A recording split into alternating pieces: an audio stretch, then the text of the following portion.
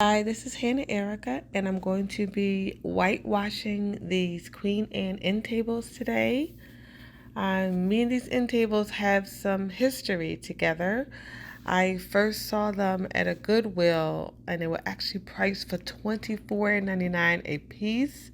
I had to keep walking away that day, but I came back a week or so later, and they were like $9.99 a piece, which shocking, but sometimes you gotta wait for the prices to go down. I noticed they were in really good condition, but the top of it, I was surprised how deep the gouges were. They weren't just scratches, they were like deep. So I said, let me just sand them and hope that I'll be able to get it to look as perfect as possible. But I was just happy to be working with real wood again. I think it's been a few projects since I was able to actually sand down and get down to the actual bare wood. And so in between working on another project, like I said, I always do that. When I'm down there, I'm going to just do more. Something is drying while I'm in another room sanding.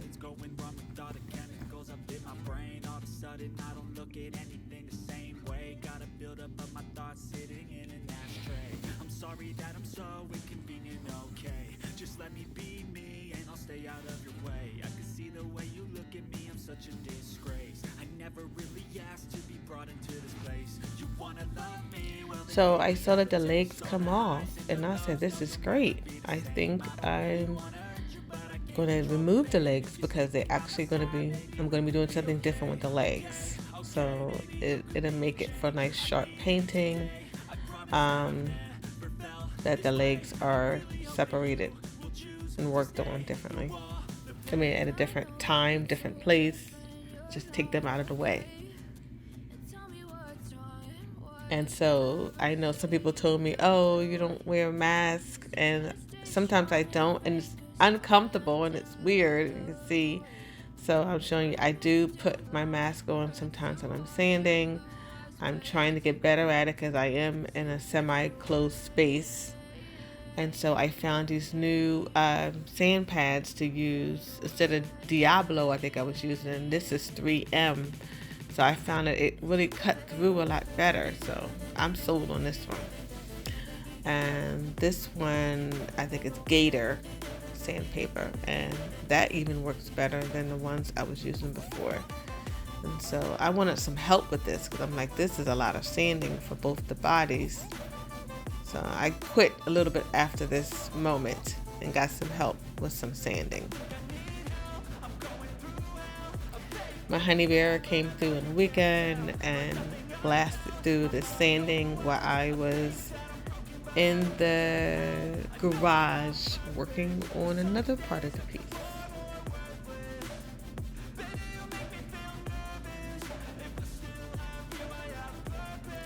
And so now I know I want the legs painted black, and I have the handles there that I want black, but I just wasn't sure how to be able to paint them. Plus I'm like, oh my goodness, they have scratches all on them, stuff you don't really notice when you buying them.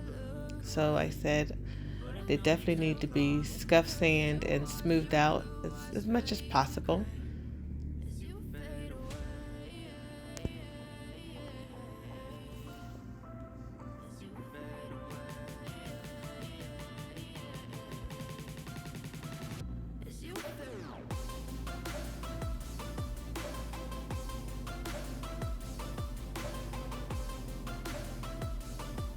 So I'm still trying to figure out how to paint it all. It would be nice to be able to get it all painted, but I can't make them stand up.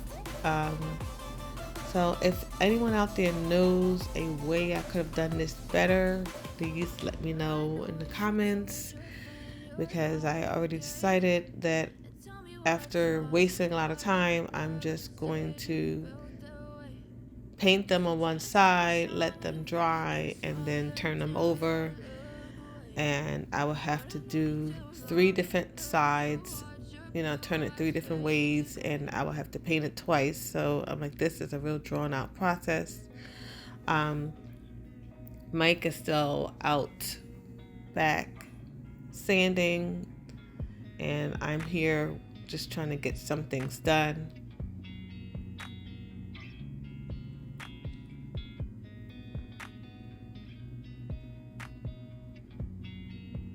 So I let this dry for over an hour, but I noticed that it was on a dusty table, so I had to think of something to do. Meanwhile, spray the handles, one of the easiest things to do. And this is like a satin finish, so I was pretty happy with the product. And I sprayed them about 3 times, so I know you see parts that may have needed more, but I wanted to keep the coatings thin. So at this point, I'm at the last section of the first coat, and I got a clean sheet from my rag bin that I use for like anything that needs to be done, you know, around the house, but in a rag sense. You may need a sheet for something. So it's clean, and I just turned everything over, and this is the last coating, but then I will have to do it again. So this is the last coating of the last section of the first coat. But this is all I could think of to do. I couldn't stand them up. And so getting to the part that I was concerned about, and hopefully I get the look I wanted, I got this whitewash that I've used a few times, but I'm never really happy with it. And I won't go ahead of what's going on today, but I just keep trying to find a way to use this whitewash.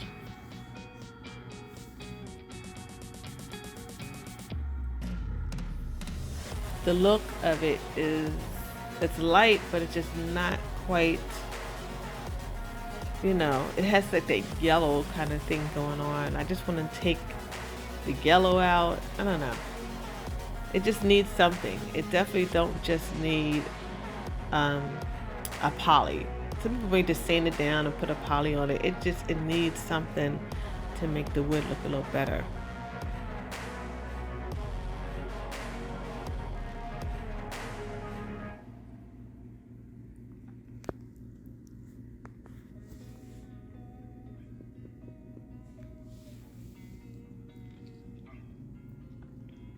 So if you notice, when I use the whitewash, I'm constantly wiping it off, and I'm too paranoid, it seems like, because a lot of times people leave it on for a minute or so, but I seem to not want to do that. Like, I don't want it to affect the piece too much, so I keep taking it off, like literally right after I apply it, just to kind of see what's going on, because I said I'll just apply another coat.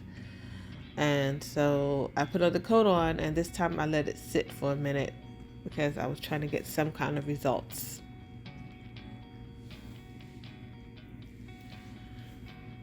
But I couldn't really see it turning into something I wanted, but I said let me let it dry, and it did take away some of the yellow. It has like a neutral look of the whitewash, but it still wasn't like a finished look that I wanted. Okay, I feel like it just needs something else. So I got this Behr paint in the color Mushroom left over. And I'm going to dilute it with water, like half and half.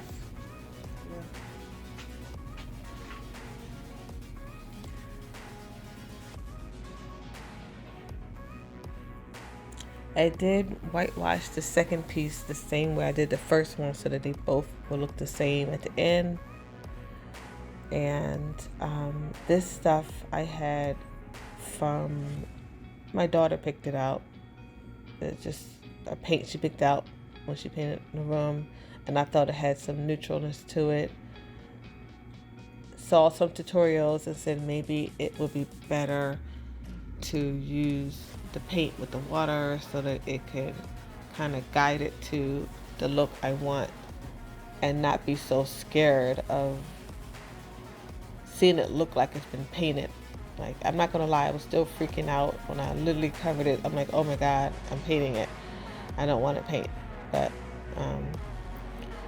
wiping it off right away, I saw that was fine. I did it twice,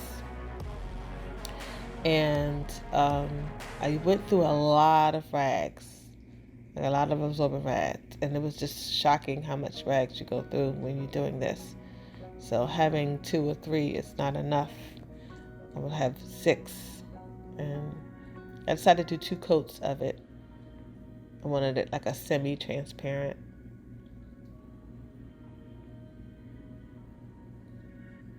And so I'm using a clear poly for the top coat. I'm using some throwaway sponges, but I found something even better that I didn't do on camera, and that is like a regular sponge. This is like a round sponge for crafts that you can hold in your hand, all sponge, and it worked so much better when I came through and did the final coat. I think I did 3 coats, but didn't want to show you all of it because it's like I'm just putting on a top coat. And sometimes when you just want to get your project done, it moves faster when you're not worried about the camera. You're just going in and doing it. It's so much faster. Hopefully you're still with me and you can like and subscribe to my channel. I'm trying to grow it. I keep doing more stuff every day, more different things every day.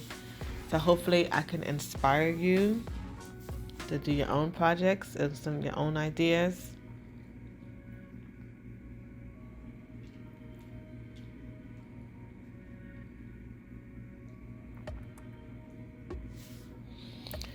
Or if you just like to watch, I'm cool with that too.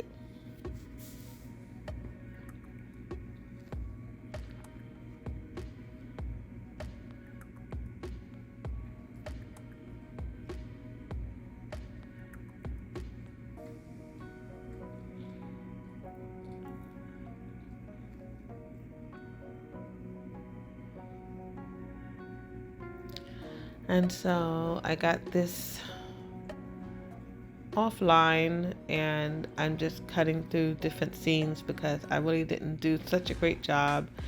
I did measure it out like I was told with some measurements. I'm just terrible at measuring and stuff. So I bought a new X-Acto knife as if my skills are going to be better because I have a new X-Acto knife. So this time when I cut, everything's going to be perfect. But no, did not turn out like that. But I did the best I could and I learned from it. And I keep watching and just keep learning.